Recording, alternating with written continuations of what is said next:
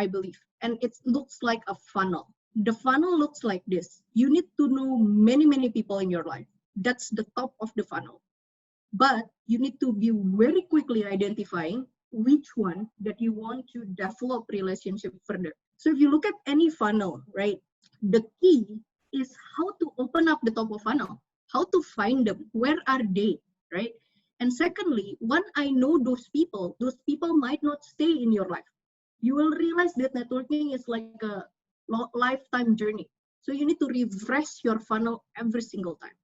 I'm just gonna start with this funnel because of two things. If we reflect back, 100% of you agree that this is a trainable skill, and so the implication is two things. Number one, we can learn about this systematically, and hence we use the funnel.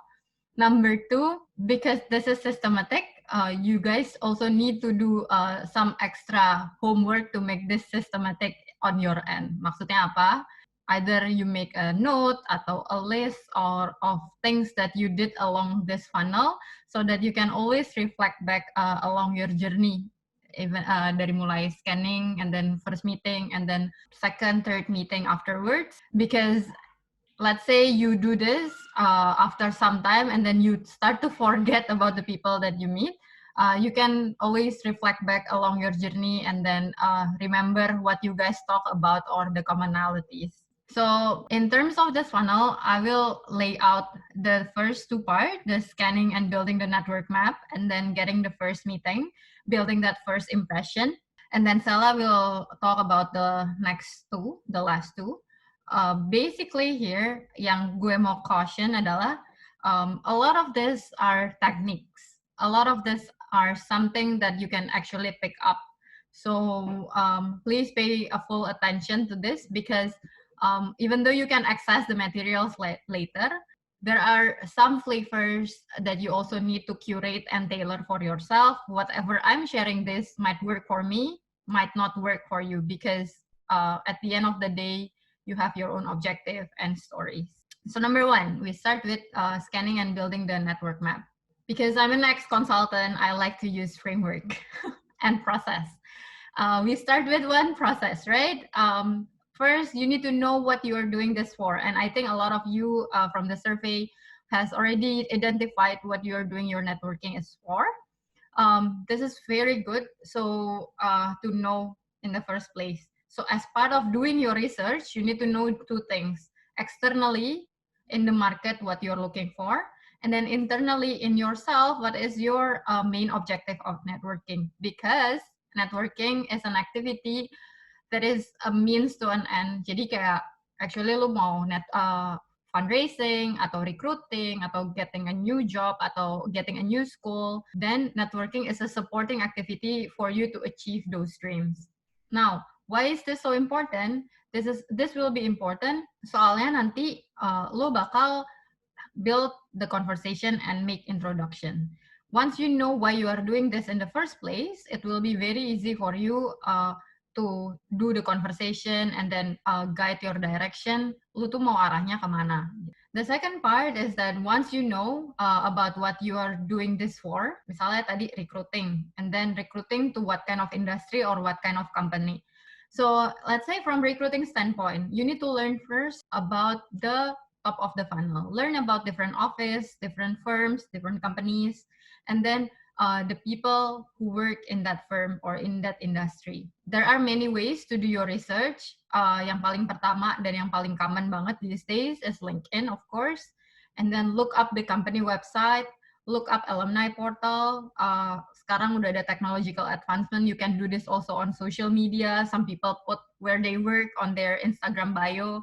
And then the most relevant part is to ask your friends because they are sometimes the best resource to ask about a specific industry. Why is this important? Misalnya gue Tessa, sekarang gue MBA, sebelumnya gue kerja di consulting gitu.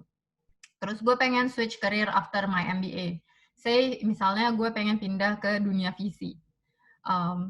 Dan once gue tahu nih kayak, oh gue pengen pindah ke VC, gue bisa start looking up, oh siapa aja sih VC companies, and then target area gue di mana. Misalnya gue pengennya di US, because maybe some of you are not located in Jakarta right now. So maybe whatever that is relevant to your area, misalnya kayak Sela di Singapura or Southeast Asia gitu. Then I start to look up in my scope of area, and then identifying my target. So after doing all of this flavors or nuance of the companies, industries, and regions, I need to identify my target, right? So the very critical key point in identifying your target is to find someone with commonalities. Commonalities nih contohnya misalnya dia pergi ke sekolah yang sama sama lo, dia X company yang sama sama lo, dia pernah ikut X school yang sama sama lo, dia pernah ikut event yang sama sama lo. So try to find all of these flavors. Kenapa? This will be easier for you to build your connection.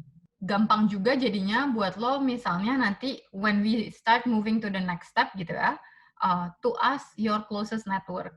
So suppose gue mau pindah ke visi tadi, gue bisa tanya kayak Swe, kalau misalnya gue pengen kerja di visi gitu ya, lo ada nggak sih temen yang di industri visi yang mungkin gue bisa ngobrol-ngobrol gitu. Dan Aswe bisa bilang langsung kayak, oh iya gue kenal tuh sama Marcella sekarang di Sequoia, jadi dia mungkin bisa ngasih tahu lo a bit of flavor about the VC industry. So that's one. Referral is also very important to be identified once you identify the people that you want to network with. Gitu. And then the second part is also within your closest network, identify your old friends, teman-teman lo misalnya dari SD, SMP, atau SMA gitu ya, yang actually sekarang ada di target industry lo, they just switch their career there or they have started their career there and then you want to reconnect. And I think typically the biggest barrier or mindset yang gue temuin in reconnecting with old friend itu adalah either gengsi atau takut awkward.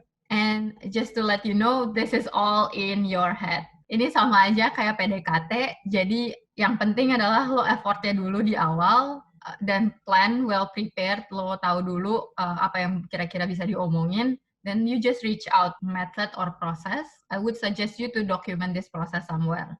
Let's say di Excel list gitu ya. So that's why I said this itu, put the list in Excel.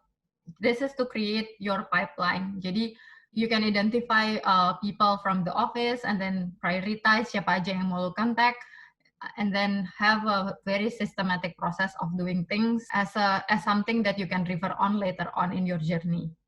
Now that you have identified all of this, lo udah minta referral, lo udah identify siapa aja your old network, mungkin terus lo mulai reach out nih. Then the first reach out, the second reach out, orangnya nggak respon, orangnya nggak bales gitu. Don't be discouraged, repeat again this process, karena emang networking itu bukan sesuatu yang sekali coba langsung jadi, sama aja sama all of other failures that we faced in our lives gitu ya. You might not succeed the first time around, tapi mungkin orangnya sibuk, mungkin orangnya nggak baca gitu kan. Coba lagi, maybe with the same person, try second time, or identify the next person in your list, siapa yang would be relevant to connect with.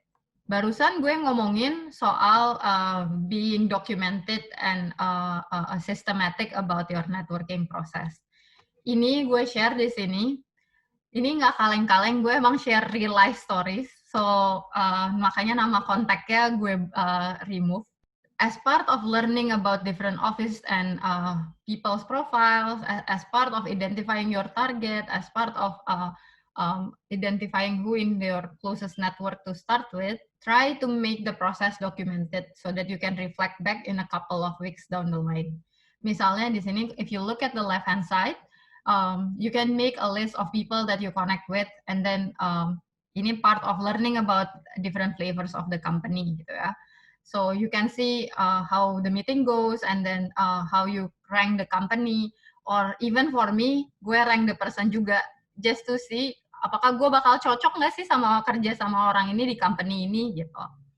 Terus yang kedua, in identifying target tadi ya, again bikin pipeline itu sendiri. Gue just to share, gue tuh kemarin during the MBA, actually gue pengen move to tech during and then tech-nya maunya di US atau di Singapore gitu. So the way I did that is that I look up the alumni and then second years di program MBA gue, siapa aja sih yang kerja di industry of choice gue. And then gue start to narrow down orang-orang yang di function ataupun di area yang sesuai dengan gue. And then once gue udah contact, itu gue mark juga siapa aja yang udah gue contact gitu. This is essentially saying that you need to identify your target, and then you need to identify it starting with the closest network that you have, and then keep the process documented somewhere.